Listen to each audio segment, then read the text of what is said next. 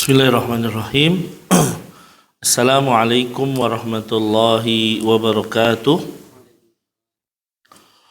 Alhamdulillahi ala ihsanihi wa syukru lahu ala taufiqihi wa amtinanihi. Asyhadu an la ilaha illallah wahdahu la syarikalah wa asyhadu anna Muhammadan abduhu wa rasuluhu sallallahu alaihi wa ala alihi wa ashabihi wa man sara ala nahjihi wa istanna bi sunnatihi ila yaumi liqaihi. Qala Allah Ta'ala ya ayyuhalladzina amanu taqullaha haqqa tuqatih wa la tamutunna illa wa antum muslimun. Ya ayyuhan nasu taqu rabbakumul ladzi khalaqakum min nafsin wahidah وخلق منها زوجها وبث منهما رجالا كثيرا ونساء واتقوا الله الذي تساءلون به والأرحام إن الله كان عليكم رقيبا يا أيها الذين آمنوا اتقوا الله وقولوا قولا سديدا يصلح لكم أعمالكم ويغفر لكم ذنوبكم ومن يطع الله ورسوله فقد فاز فوزا عظيما أما بعد فإن أصدق الحديث كتاب الله وخير الهدى هدى محمد صلى الله عليه وسلم وشر الأمور محدثاتها فإن كل محدثة في الدين بدعة وكل بدعة ضلالة وكل ضلالة في النار.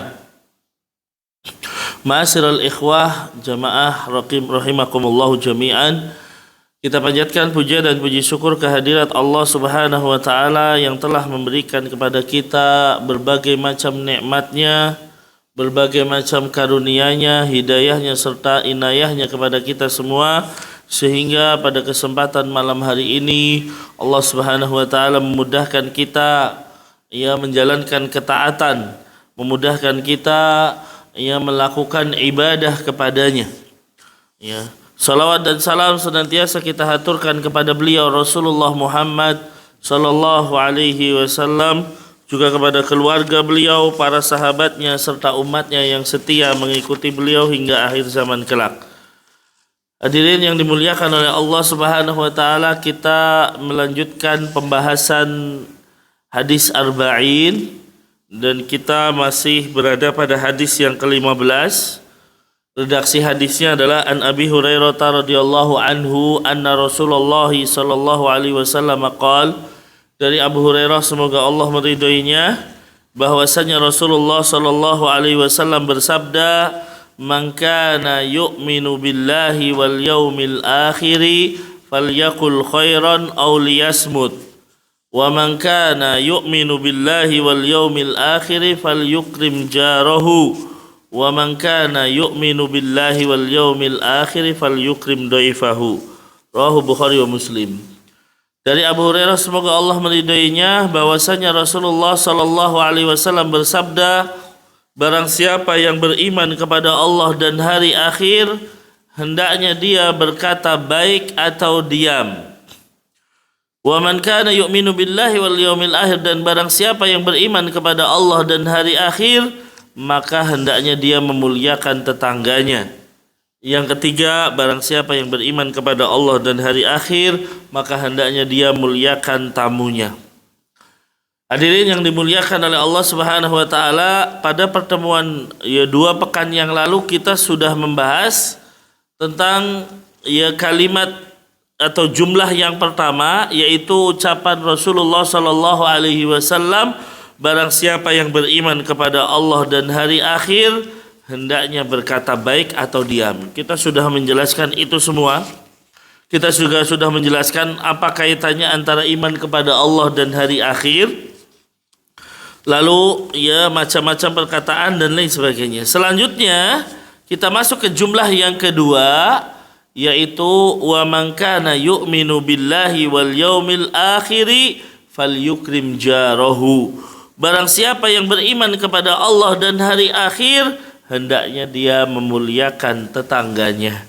Hendaknya dia memuliakan tetangganya. Hadirin yang dimuliakan oleh Allah Subhanahu wa taala, dan tentunya ini merupakan keindahan agama Islam agama yang mengajarkan segala sisi, baik hubungannya dengan manusia atau hubungannya dengan Allah Subhanahu wa taala. Agama yang sangat sempurna akhlaknya, agama yang sangat sempurna dalam pembahasan masalah akhlak dan lain sebagainya. Dan di antara hal tersebut adalah bagaimana Islam mengajarkan memuliakan tetangganya. Allah Subhanahu wa taala berfirman dalam surat An-Nisa ayat 36, "Wa'budullaha wa la tusyriku bihi syai'an wa bil walidaini ihsana wa bidzil qurba wal yatama wal masakini wal jari dzil qurba wal jaril junubi wasahibi bil jambi wabnis sabil wa ma malakat aimanukum." Allah berfirman, sembahlah Allah dan janganlah kalian menyekutukannya dengan sesuatu pun. Dan berbuat baiklah kepada dua orang ibu bapa, karib kerabat, anak yatim, orang-orang miskin. Ya, kemudian di sini wal jaril junubi wasahibi bil jambi. Ya, tetangga yang dekat dan tetangga yang jauh. Wabnis sabili wa ma malakat aimanukum. Ya, dan teman sejawat, ya, ibnu sabil dan hamba sahayamu. Ya. Nah, di sini perintahnya apa? Ya, berbuat baiklah ya kepada tetangga dekat maupun tetangga jauh. Nah, perkara ini ya berbuat baik kepada tetangga bisa jadi tidak kita dapatkan dalam ajaran-ajaran agama yang lain. Ya, Islam itulah yang mengajarkan bagaimana berinteraksi dengan baik dengan tetangga. Ya, makanya hadirin yang dimuliakan oleh Allah Subhanahu wa taala, inilah kelebihan agama Islam dan keindahan agama Islam. Apa sih itu tetangga kan gitu? Apa definisi tetangga? Waalaikumsalam warahmatullahi wabarakatuh. Nah, para ulama berselisih tentang siapa yang dimaksud dengan tetangga. Ya, siapa yang dimaksud dengan tetangga? Ya, ada perbedaan pendapat di sana sini. Mari kita ya tentunya perlu menyampaikannya. Ada yang mengatakan bahwa yang dimaksud tetangga adalah 40 rumah dari segala sisi. Ya, 40 rumah dari segala sisi. 40 rumah dari arah depan, 40 rumah dari arah belakang, dari arah kanan, dari arah kiri. Ya, ini ada yang mengatakan definisinya seperti itu. Kemudian ada juga yang mengatakan bahwasanya tetangga adalah orang-orang yang sama-sama mendengar azan dari satu masjid yang sama. Ya, tentunya ini definisi yang sangat luas. Karena ya kalau dulu kan azan karena nggak pakai pengeras dulu. Ya, kalau sekarang tentunya pakai pengeras, wah ini banyak masjid nanti. Ya. Ya. Kemudian juga ya, ada yang mengatakan adalah tetangga itu yang sama-sama satu masjid dengan kita ketika melaksanakan sholat 5 waktu. Nah, itu batasan-batasan tetangga. Terus mana yang paling benar? Wallahu a'lam bishawab. Tentunya ya dikatakan tidak ada batasan tetangga baik dalam Al-Quran maupun hadis Nabi kan itu. Ya intinya apa? Bahwasanya kalau sesuatu tidak ada batasan, maka dikembalikan kepada masyarakat, dikembalikan kepada kebiasaan. Siapa yang disebut dengan tetangga? Ya, bisa jadi dalam satu daerah ya apa tetangga itu ya satu kecamatan tetangga semua bisa kenal semua gitu kan. Ya, dalam satu daerah bisa jadi satu dusun itu tetangga. Dan lain sebagainya. Maka ini dikembalikan kepada urf yang ada. Ya, batasan tentang tetangga tentu itu. Nah, tetapi ada batasan tetangga yang paling dekat kan gitu. Yang terdekat dengan kita dan orang yang paling harus diutamakan dan dimuliakan. Berdasarkan hadis dari riwayat Aisyah radhiyallahu taala anha ketika bertanya kepada Rasulullah sallallahu alaihi wasallam, "Ya Rasulullah, innali jarain." Wahai Rasulullah, saya memiliki 2 tetangga. fa ila ayyihima uhdiya. Kepada siapa saya harus memberi hadiah? Kepada siapa saya harus memberi berbuat baik kan itu. Maka Nabi mengatakan qala ila aqrabihima min kibaban, ya kan? Ya. Siapakah yang harus saya berbuat baik, kepada siapakah saya harus memberi hadiah? Maka kata Nabi, kepada yang paling dekat pintu rumahnya dengan rumahmu. Ini yang paling harus dimuliakan. Tetangga yang harus dan lebih utama untuk kita berbuat baik adalah yang paling dekat pintu rumahnya. Ya, inilah tetangga. Kemudian hadirin yang dimuliakan oleh Allah Subhanahu wa taala, ya, bagaimana syariat memotivasi agar kita berbuat baik kepada tetangga kita. Ya, tentunya tadi sudah kita bacakan satu ayat Al-Qur'an, yaitu surat An-Nisa ayat 36, di mana di sini Allah menggandengkan antara beribadah kepadanya dan tidak menyekutukannya dengan berbuat baik kepada kedua orang tua, karib kerabat, anak yatim, miskin, kemudian tetangga. Ya, baik yang tetangga dekat maupun tetangga jauh. Kemudian hadirin yang dimuliakan oleh Allah Subhanahu wa taala, dari ayat 36 surat An-Nisa tadi ada dikatakan di sini wal jaridil qurba wal jaril junubi. Tetangga yang kerabat dan tetangga yang bukan kerabat, ibarat kata gitu. Ada yang mengartikan tetangga yang dekat, tetangga yang jauh.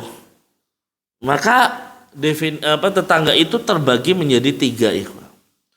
Ya, tetangga itu terbagi menjadi 3. Ya.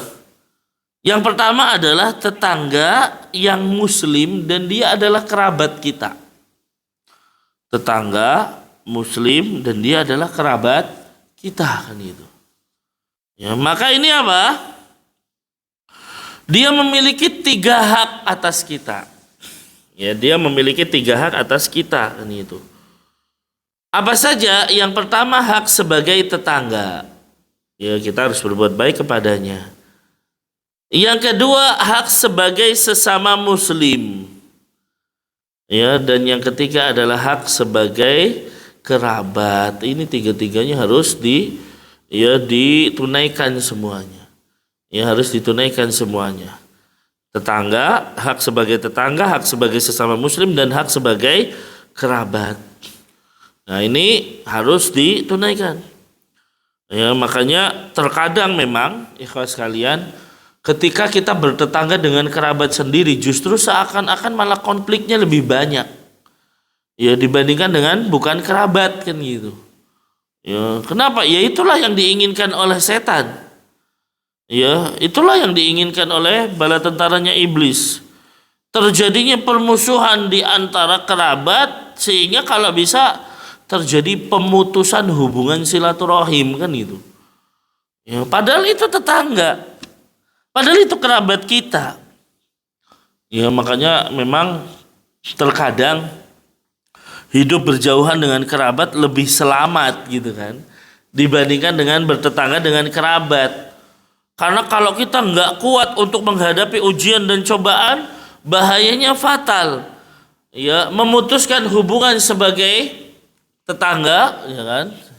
Memutuskan hubungan sebagai kerabat, nah itu berat itu. Ya, itu adalah hal yang berat. Ya, makanya ya tentu ya setiap hidup pasti memiliki ujian. Tapi kalau misalnya kita bertetangga dengan kerabat kita, hendaknya kita bersabar. Lebih bersabar dibandingkan kalau tetangga kita bukan kerabat. Itu jenis yang pertama, tetangga kita yang muslim dan kerabat. Jenis yang kedua, tetangga kita yang muslim secara umum, dia bukan kerabat kita gitu kan. Ya. Maka tetangga jenis ini memiliki 2 hak.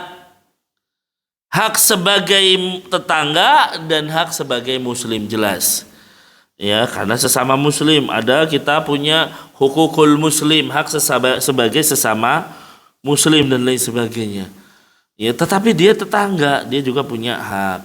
Kemudian yang ketiga yaitu hak ya atau tetangga yang non muslim. Yaitu tetangga kita non muslim. Dan tentunya ini memiliki satu hak saja, yaitu hak sebagai tetangga. Nah, itu 3 jenis tetangga. Ya. Dan yang ketiga ini yang memerintahkan kita untuk berbuat baik kepada seluruh tetangga. Baik itu muslim maupun kafir, artinya tidak membedakan. Mau tetangga kita mungkin orang Nasoro, mau tetangga kita mungkin orang Yahudi, dia punya hak sebagai tetangga. Ya, yang hendaknya kita selalu berbuat baik kepada mereka. Ya, makanya Jibril alaihissalam berwasiat kepada Rasul sallallahu alaihi wasallam ya untuk berbuat baik kepada tetangga meskipun itu non muslim. Ya.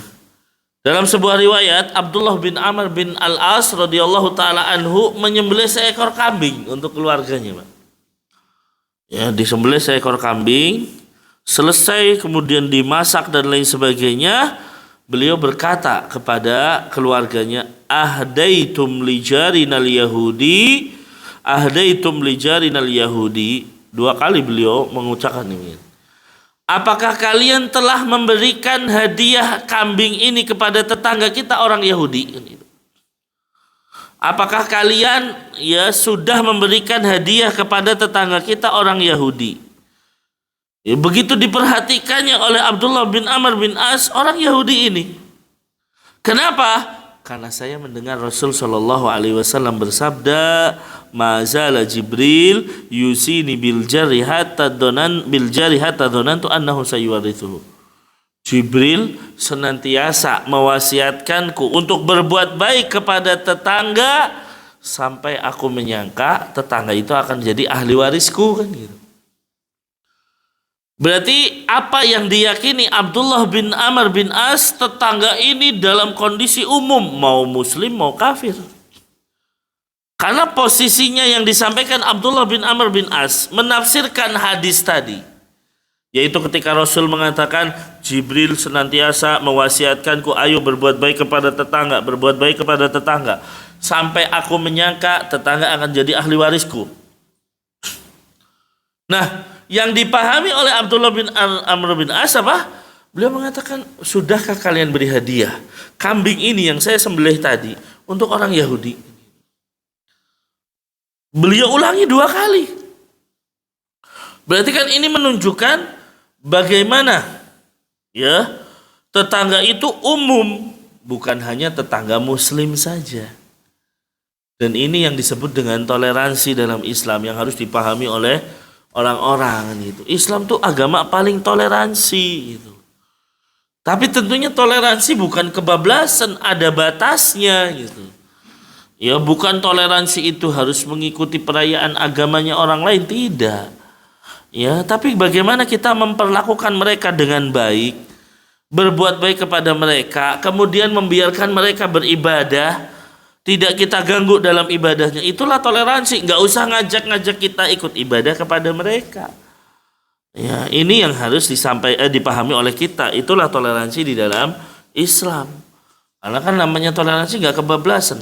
Apa iya ketika kita toleransi kepada seseorang, kita ngikutin orang itu ke toilet kita juga ikut? Kan tidak gitu kan. Orang itu mungkin terjun ke sungai yang banyak buayanya, sebagai bentuk toleransi saya juga terjun, kan enggak gitu kan. Ya, apakah kita harus menjerumuskan diri kita ke dalam kebinasaan juga? Kan tidak. Ya, maka yang namanya toleransi ya tetap ada batasannya. Seperti sekarang yang kita sampaikan, tetangga kita Nasoro. Ya, mumpung Nasoro saya nyetel murotal sekenceng-kencengnya biar dia dapat hidayah. Oh, ya nggak bisa, ini ganggu kan gitu. Mengganggu tetangga, siapa tahu dia lagi sakit. Siapa tahu dia lagi ada uzur, anak bayinya nggak bisa tidur karena dengar murotal dari kita. Nggak boleh itu kan gitu. Ya, jangan sampai dipikir, wah berarti biar setannya hilang kan gitu. Ya, dengerin aja murotal ke toaknya ke orang Nasoro tadi. Tidak boleh, ikhwah. Ya, ini namanya bagian mengganggu tetangga. Nah, maka hadirin yang dimuliakan oleh Allah Subhanahu wa taala, ya, kalau tidak ada pahala besar di dalam berbuat baik kepada tetangga, Jibril nggak akan mengulang-ulang ya agar kita berbuat baik kepada tetangga. Ya, jadi Jibril bolak-balik kan ngomong sama Nabi, berbuat baiklah kepada tetangga. Berbuat baiklah kepada tetangga. Ya, maka sampai Rasul berpikiran, jangan-jangan tetangga jadi ahli warisku gitu. Ya, akan menjadi ahli waris dan lain sebagainya. Nah, ya. Kemudian ya, apa tadi? Orang yang terbaik di sisi Allah adalah orang yang berbuat baik kepada tetangga. Orang yang terbaik di sisi Allah adalah orang yang berbuat baik kepada tetangga. Dalam hadis yang diriwayatkan oleh Al-Imam Bukhari di dalam Al-Adab Al-Mufrad dan dinyatakan sahih oleh Syekh Al-Albani rahimahullah, khairul ashabi indallah ya khairuhum li sahibihi wa khairul jirani indallahi ta'ala khairuhum li jarihi. Sebaik-baiknya sahabat di sisi Allah adalah yang terbaik bagi sahabatnya. Ya, jadi kalau dia berbuat baik, terbaik bagi sahabatnya, berarti itu adalah sebaik-baiknya sahabat di sisi Allah. Kemudian Rasul juga mengatakan sebaik-baiknya tetangga di sisi Allah adalah yang terbaik bagi tetangganya. Yang senantiasa berbuat baik pada tetangganya. Ini ternyata menjadi apa? Orang terbaik di sisi Allah. Jadi kalau kita mungkin didolimi sama tetangga, ya, mungkin tetangga itu menyakiti kita, kok kita balas dengan kebaikan? Kok malah kita balas dengan hal-hal yang baik? Berarti apa? Kita menjadi orang yang terbaik di sisi Allah Subhanahu wa Ta'ala. Yang menjadi orang yang terbaik di sisi Allah Subhanahu wa Ta'ala. Maka hadirin yang dimuliakan oleh Allah Subhanahu wa Ta'ala, ya, hendaknya kita menjadi orang-orang yang berusaha terbaik di sisi Allah.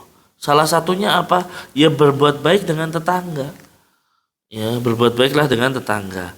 Kemudian juga ya berbuat baik kepada tetangga dan mencintai tetangga adalah tanda keimanan seseorang.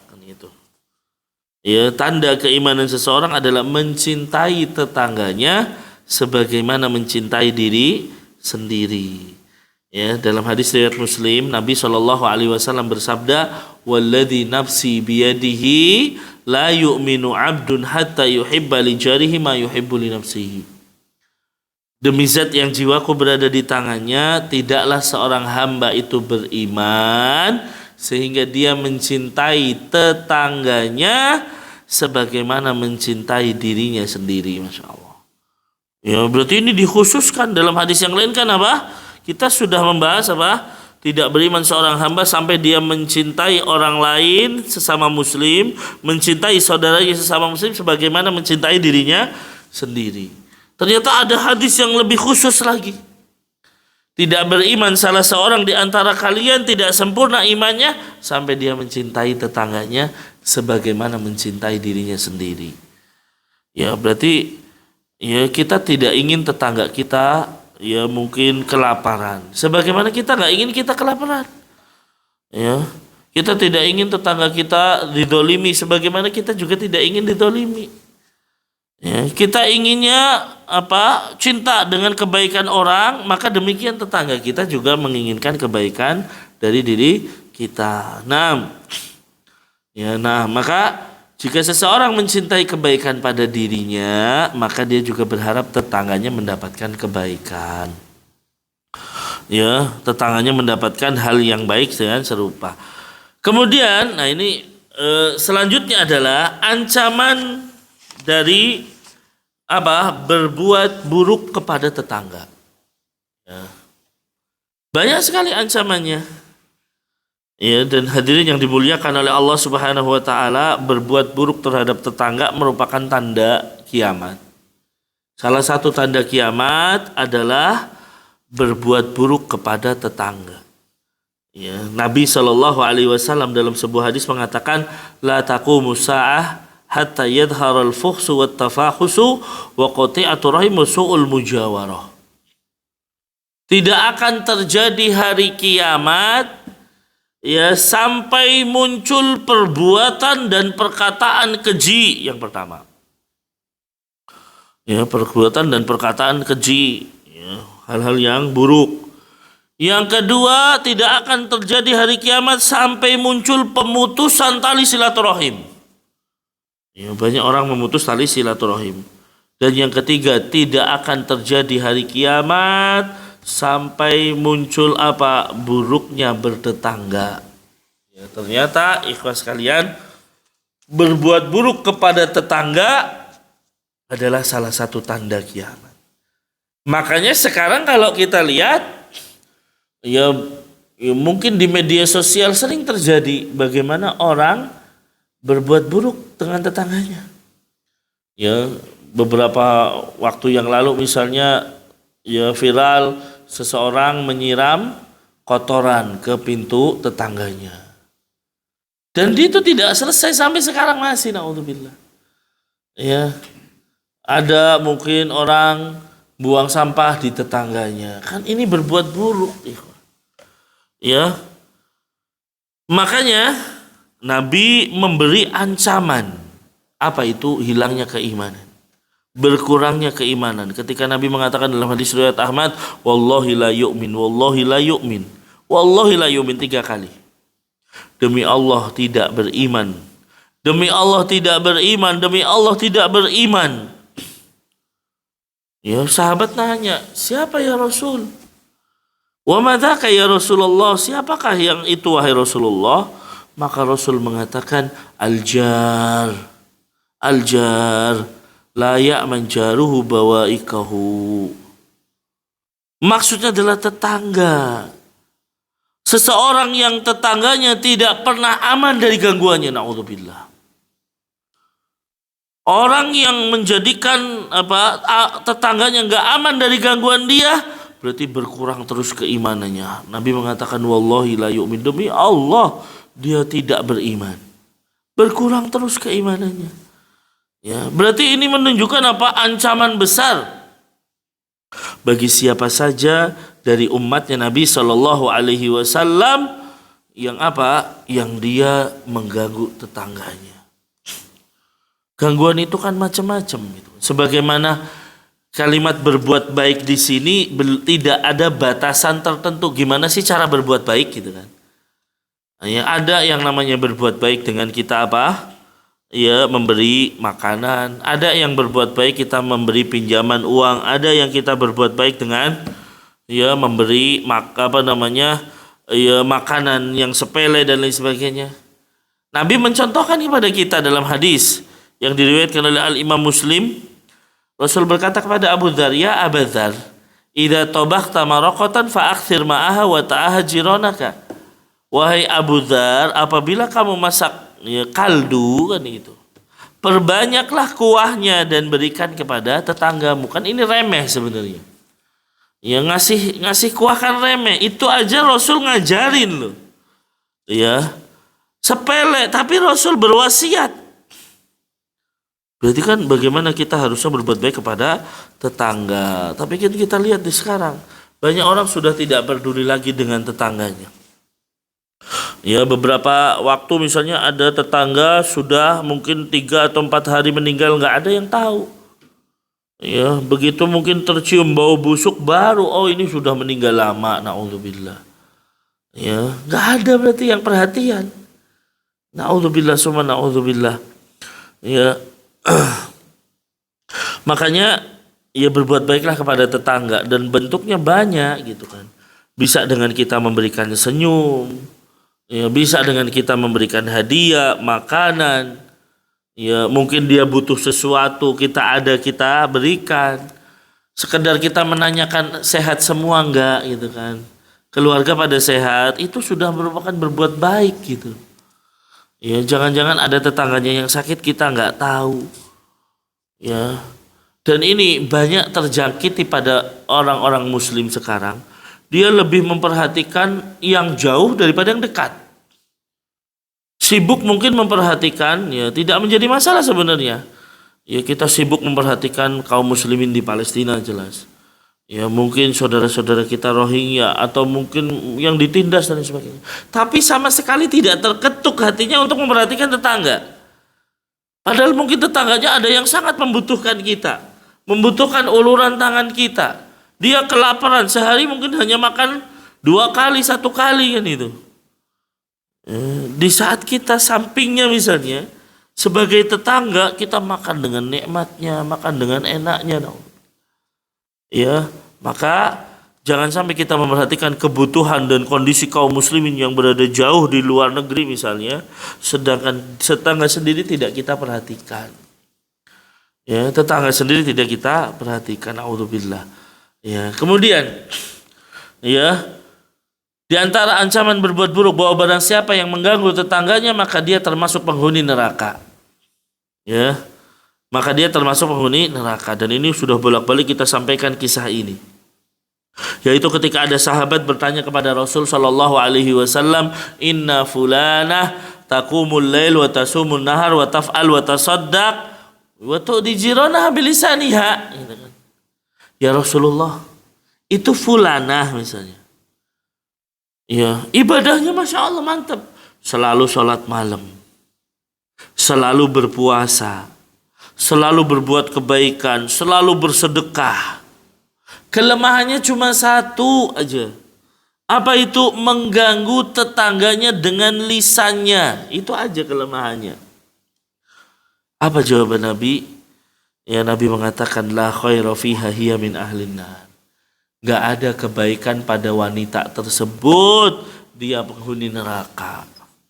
Jadi sholat malamnya, sedekahnya, ya kemudian puasanya, itu gak dianggap oleh Rasul. Rasul hanya mengatakan gak ada kebaikan. Ya padahal sholat malam, sholat yang paling afdol setelah sholat 5 waktu, sedekah, ya memadamkan kemurkaan Allah, puasa, ya pahalanya tidak terhingga. Tapi kalau mengganggu tetangganya meskipun dengan lisannya, ya naudzubillah, ternyata nggak ada kebaikan padanya. Ya kenapa? Karena bisa jadi pahala-pahala ini, ya sholat malamnya dia, pahala puasanya dia, pahala sedekahnya buat bayar tetangganya. Karena kan kita tahu ikhlas sekalian, ya ada yang namanya antrian mengambil kebaikan kita. Siapa? Orang-orang yang suka mendolimi kita, orang-orang yang kita dolimi, orang yang kita jahati. Lah kita berbuat buruk kepada tetangga kan berarti kita mendolimi tetangga. Bisa jadi pahala-pahala tadi diambil tetangga kita nanti di akhirat. Sebaliknya, ya para sahabat juga nanya, fulana hanya sholat 5 waktu, sedekah pun dengan sedikit gitu, nggak banyak sedekahnya. Cuman kelebihan dia nggak pernah mengganggu seorang pun, wala tetangga wala orang lain. Maka Rasul dengan tegas mengatakan hiya min ahlil jannah, orang ini ahli surga. Kenapa? Nggak pernah mendolimi orang lain. Ya nggak pernah mendolimi orang lain dengan lisannya dan lain sebagainya. Maka hadirin yang dimuliakan oleh Allah Subhanahu wa taala, ini ancaman yang sangat luar biasa bagi orang yang berbuat buruk kepada tetangganya. Bisa masuk neraka gara-gara mendolimi tetangga. Ya, menjadikan seseorang masuk ke dalam neraka. Kemudian ya buruknya bertetangga, diantaranya ancamannya bahwa berzina, mencuri di rumah tetangga lebih besar dosanya daripada berzina atau mencuri di 10 wanita selain tetangga, 10 rumah selain tetangga. Nabi SAW bersabda dalam hadis yang diriwayatkan oleh Al-Imam Ahmad, beliau mengatakan la an yazniya rajulu bi asratin niswa aisar alaihi min an yazniya bi imraati jarihi. Seandainya seseorang berzina dengan 10 wanita, bukan tetangganya, lebih ringan dosanya dibandingkan dia berzina dengan 1 orang wanita tetangganya sendiri. Kan gitu. Seandainya seseorang, ya kata Nabi, la an yasriqa rajulu min asrati abiyatin aisar alaihi min an yasriqa min jarihi. Seandainya seseorang mencuri 10 rumah bukan tetangganya, masih lebih ringan dosanya daripada mencuri 1 rumah tetangga. Ini kan ancamannya Rasulullah. Ya. Makanya Nabi ketika ditanya dosa apa yang paling besar, Nabi menjawab, antaj'ala lillahi niddan wa huwa khalaqaka. Engkau menjadikan bagi Allah sekutu padahal Allah yang menciptakanmu. Yang kedua apa ya Rasul? Ya, antaqtula waladaka khasyata an ya'kula ma'aka. Engkau membunuh anakmu karena takut makan bersamamu. Kemudian apa yang ketiga ya Rasul sallallahu alaihi wasallam? Antuzaniya halilata jarika, engkau berzina dengan istri tetanggamu. Ternyata ini menjadi dosa yang paling besar. Maka hadirin yang dimuliakan oleh Allah Subhanahu wa taala, bahkan Ibnu Qayyim mengatakan seseorang berzina dengan 100 perempuan yang tidak mempunyai suami lebih ringan daripada berzina dengan istri tetangganya. Naudzubillah. Ya, ini ya menunjukkan kenapa harusnya kan tetangga dijaga, kok malah didolimi gitu kan. Dengan menzinainya, dengan mencurinya. Seharusnya dia menjadi orang yang paling berhak mendapatkan kebaikan kita, kok malah mendapatkan kezaliman dari diri kita. Maka hadirin yang dimuliakan oleh Allah Subhanahu wa taala, ya tentunya ini bahaya bagi orang yang mengganggu tetangga. Kemudian selanjutnya adalah tidak beriman. Seseorang yang kenyang sedangkan tetangganya dalam kondisi lapar. Ya.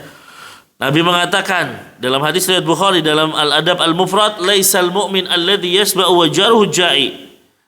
Ya, tidak sempurna imannya seseorang, tidak dikatakan seorang mukmin orang yang kenyang sedangkan tetangganya lapar, sedangkan tetangganya dalam kondisi kelaparan. Ya, nah ini menunjukkan apa? Ya, ini perlu kita perhatian. Kalau ada tetangga kita kok nangis terus, jangan-jangan belum makan anaknya, gak ada makanan yang bisa dimakan misalnya. Ya, maka ini perlu adanya empati dari kita sebagai seorang tetangganya. Jangan membiarkannya dia dalam kondisi ya kelaparan sedangkan kita kekenyangan. Kita mampu mungkin makan makanan yang mahal, padahal tetangga kita untuk sekedar beli ya nasi atau beras saja nggak mampu, harus berhutang sana sini. Naudzubillah, ya naudzubillah. Nah, ya kemudian hadirin yang dimuliakan oleh Allah Subhanahu wa taala, pada hari kiamat tetangga akan menahan seseorang yang menahan kebaikan kepadanya ketika di dunia. Ya, dikatakan dalam hadis riwayat Bukhari, kam min jarin muta'alliqun bi jarihi yaumal qiyamah yaqulu ya rabbi hadza aqla babahu duni famana ma'rufah. Kata Nabi mengatakan betapa banyak tetangga yang menahan tetangganya pada hari kiamat dengan mengadu kepada Allah, ya Tuhanku, tetanggaku ini menutup pintunya, menolakku. Dia menahan kebaikannya. Saya butuh bantuan, dia nggak mau bantu saya. Saya butuh makanan, dia menolakku, nggak mau ngasih makanan. Ya, macam-macam. Nah, ternyata tetangga ini akan menjadi apa? Ya, orang yang mengadu kepada Allah Subhanahu wa taala. Dan ini menunjukkan bahayanya kalau kita berbuat buruk kepada tetangga. Nabi dengan tegas mengatakan, la yadkhulul jannah man la ya'manu jaruhu bawa'iqahu. Tidak akan masuk surga orang yang tetangganya tidak aman dari bahayanya. Ya. Nabi juga mengatakan dalam hadis riwayat Bukhari dan Muslim, wa man kana yu'minu billahi wal yaumil akhir fala yu'dhi jarahu. Barang siapa yang beriman kepada Allah dan hari akhir, hendaknya jangan menyakiti dan mengganggu tetangganya. Nah, ya, itu tentang tetangga. Ya, biasanya Ustaz tadi sampai jam berapa? Oh ya udah tambahin langsung. Memuliakan tamu kita habisin. Ya biar sekalian ya. Man kana yu'minu billahi wal yaumil akhir falyukrim dhaifahu. Barang siapa yang beriman kepada Allah dan hari akhir, maka muliakan tamunya. Ya, nah, kita tahu Bapak Ibu, ya contoh untuk memuliakan tamu adalah Ibrahim. Allah sebutkan di dalam ya surat Az-Zariyat ayat 24-28 ketika Ibrahim kedatangan tamu. Allah mengatakan hal ataka haditsu dhaifi Ibrahim al-mukramin. Ya, apakah telah sampai kepada kalian cerita tentang Ibrahim ya ketika kedatangan malaikat yang dimuliakan. Iddakhalu alaihi faqalu salama qala salamun qaumun munkarun. Ketika mereka datang kepada Ibrahim lalu mengucapkan salam, dijawab oleh Ibrahim, salam. Kalian kaum yang tidak dikenal, siapa kalian gitu kan? Ya. Kemudian faragha ila ahlihi faja'a bi ijlin samin. Maka Ibrahim pergi diam-diam, Pak. Artinya pergi ke belakang, menemui keluarganya, lalu mengambil anak sapi yang gemuk, lalu disembelihnya, lalu dimasak, kemudian dihidangkan kepada mereka. Ya, faqarrabahu ilaihim faqala ala ta'kulun. Ibrahim mendekatkan kepada orang-orang tamu-tamu tersebut. Lalu apa mengatakan ala ta'kulun, kalian tidak makan? Ya. Karena tentunya ini malaikat kan nggak bisa makan. Tapi Ibrahim belum tahu kalau ini malaikat. Fa'aujasa minhum khifah. Maka Ibrahim merasa takut terhadap mereka. Ya, malaikat tadi mengatakan la takhaf wa basyaruhu bi ghulamin alim. Jangan takut. Lalu mereka memberikan kabar gembira dengan kehadiran anaknya yang bernama Ishak. Hadirin yang dimuliakan oleh Allah Subhanahu wa taala, lihat di sini ya dalam ayat ini sikap Nabi Ibrahim. Yang pertama, Nabi Ibrahim didatangi tamu yang belum dikenal sebelumnya. Ya tentunya ya kalau kita tahu ya orang kalau belum kenal kan tentunya tetap mawas diri, harus hati-hati. Apalagi zaman sekarang orang belum kenal tiba-tiba ternyata perampokan gitu. Ya maka tetap perlu kehati-hatian. Ya, namun ternyata Ibrahim didatangi tamu-tamu yang nggak dikenal juga. Ya, kemudian apa? Langsung Ibrahim menyembelih anak sapi yang gemuk. Ya, langsung dimasak, ya diberikan. Ya, kemudian apa? Ya, Ibrahim menghidangkannya dengan cara apa? Mendekatkannya. Ya, nggak terlalu jauh supaya apa? Orang itu nggak malu ngambil, didekatkannya, gitu kan? Ya, kemudian apa? Ya Ibrahim nyuruh gitu kan, ala ta'kulun, silahkan ini. Ini sifat unggah-ungguh orang Jawa ternyata dilakukan oleh Ibrahim gitu. Ya biasanya kalau nggak tahu kalau di Semarang ya, kalau kita di Solo Tigo itu masih ya kalau ada tamu ada acara misalnya hidangan sudah disajikan nggak akan makan ya Pak ya. Kecuali kapan? Kalau tuan rumahnya monggo kan gitu. Ya monggo mas didahar dan lain sebagainya baru kita makan.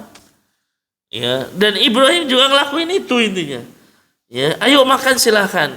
Cuman kan ternyata orang-orang ini nggak mau makan. Kenapa? Karena para malaikat nggak punya. Ya dikatakan tidak ada kerongkongan di situ. Ya makanan mereka adalah zikir kepada Allah Subhanahu Wa Taala. Makanya tidak memakannya. Nah ini ikhlas kalian berarti sikap memuliakan tamu dicontohkan oleh Ibrahim, maka dia dikenal dengan Abu Daifan. Ya, bapaknya para tamu sebagai contoh para tamu. Nah, demikian pula Rasulullah. Salah satu sifat mulia Rasulullah apa? Ya, ketika dikatakan ya, pada saat menerima wahyu pertama kali di Gua Hira, kan Rasulullah pulang, lari ke rumahnya Khadijah. Ya, Rasul ketakutan karena bertemu dengan seseorang yang menurunkan membawa surat Al-Alaq 1-5. Ya, perkataan Rasulullah apa? Ya, inni khasyitu ala nafsi, saya khawatir terhadap diri saya sendiri. Ya, jangan-jangan nanti ada keburukan menimpa saya. Kata Khadijah, kalla, ya sekali-kali tidak, enggak mungkin Allah akan menimpakan keburukan, mencelakakan kamu selama-lamanya. Kenapa? Ya lalu Khadijah berdalil dengan akhlak mulia Nabi. Ya akhlak mulia Nabi diantaranya menyambung silaturahim, menolong orang yang nggak mampu. Ya jujur dalam kata-kata. Sampai beliau mengatakan apa? Wa tuqri'ud dhaif. Kamu juga orang yang suka memuliakan tamu. Jadi memuliakan tamu merupakan bagian apa? Orang-orang Arab jahiliyah dulu. Sebelum Rasulullah Shallallahu Alaihi Wasallam diangkat sudah terkenal dengan apa? Memuliakan tamu. Bahkan bukan hanya Rasulullah sendiri, Abu Bakar As-Siddiq pun demikian. Ya, ketika Abu Bakar di Mekah nggak bisa menjalankan agamanya dan ada perintah hijrah pertama tentunya sebelum hijrah ke Madinah, hijrah pertama ke Habasyah. Abu Bakar mau berangkat hijrah ke Habasyah. Ternyata di tengah jalan ketemu dengan Ibnu Daghinah. Ya, Ibnu Daghinah lalu ketemu sama Abu Bakar. Hendak kemana engkau Abu Bakar? Saya ingin hijrah karena di sini saya nggak bisa menjalankan agama saya. Kata Ibnu Daghinah, fa inna mislaka ya Abu Bakar la yakhraj wa la yukhraj. Orang sepertimu tidak patut keluar dan tidak patut diusir. Ya, jadi kata Abu Bakar, kaumku mengusirku. Saya nggak bisa beribadah dengan layak di kota Mekah. Maka kata Ibnu Daghinah, orang seperti kamu tidak layak di keluar atau tidak layak diusir.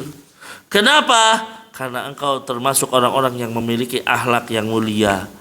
Engkau selalu menyambung silaturahim, engkau memberi yang tidak berpunya, menanggung orang yang lemah. Sampai beliau juga mengatakan wa taqriyud daif, engkau menjamu tamu dan memuliakan tamu, Masya Allah. Ya, jadi itu jadi resepnya ya bagi siapa? Bagi Ibnu Daghinah untuk menjadikan Rasulullah Shallallahu Alaihi Wasallam Abu Bakar As-Siddiq untuk tidak keluar. Akhirnya Ibnu Daghinah ya menyuruh Abu Bakar balik lagi ke Mekah. Ya, kemudian Ibnu Daghinah berkata kepada kaum Quraisy, jangan sekali-kali kalian mengusir Abu Bakar. Biarkan dia beribadah dengan agamanya di sini. Ya, orang-orang Quraisy akhirnya setuju tapi dengan syarat, wahai Ibnu Daghinah, sampaikan kepada Abu Bakar kalau ingin beribadah di rumah saja, jangan terang-terangan. Ya, maka tidak ada yang lagi mengganggu Abu Bakar As-Siddiq. Kemudian di sini yang perlu kita pahami bahwa tamu itu ada dua macam. Ada tamu yang dia musafir, ya artinya dia memang datang dari luar kota, luar daerah. Nah, ini yang perlu kita utamakan untuk kita berbuat baik. Dari mana kita lihat? Dari tadi Nabi Ibrahim. Ya, kedatangan tamu yang dari jauh tidak dikenal, beliau memuliakannya sama. Jadi tamu yang datang dari luar daerah, inilah tamu yang dimaksudkan dalam hadis-hadis, kita diperintahkan untuk memuliakan tamu. Kalau ada orang dari luar daerah datang ke rumah kita, ya, mungkin kerabat kita dan lain sebagainya, wajib baginya untuk memuliakan dia di hari pertama. Hari kedua dan hari ketiga hukumnya sunnah yang sempurna. Adapun hari keempat maka sedekah. Artinya penerima tamu kalau udah hari keempat, mohon maaf nih saya sudah cukup ya 3 hari, silakan pindah ke tempat yang lain boleh. Jadi artinya kalau ada tamu musafir yang datang dari jauh, ya wajibnya bagi kita sehari semalam jelas. Kita harus memuliakannya dengan memberikan yang terbaik gitu kan. Makan, minum, istirahat yang nyaman. Hari kedua, hari ketiga sunnah. Ya, sunnah yang sempurna kan itu. Tapi kalau sudah hari keempat, ya udah. Kalau sudah hari keempat, itu menjadi sedekah bagi kita. Kalaupun kita mau ngusir boleh kan gitu. Tapi tentunya biasanya kita kan pekewuh. Ya, tapi secara syariat boleh. Mohon maaf ini sudah 3 hari. Ya, silahkan mungkin bisa berpindah ke yang lain dan lain sebagainya. Jadi intinya syariat membatasi tamu yang seperti tadi 3 hari. Ya, lebih dari itu kita berhak untuk menolaknya. Dari mana ini? Tentunya dari hadis Nabi Shallallahu Alaihi Wasallam dalam hadis yang diriwayatkan oleh Muslim.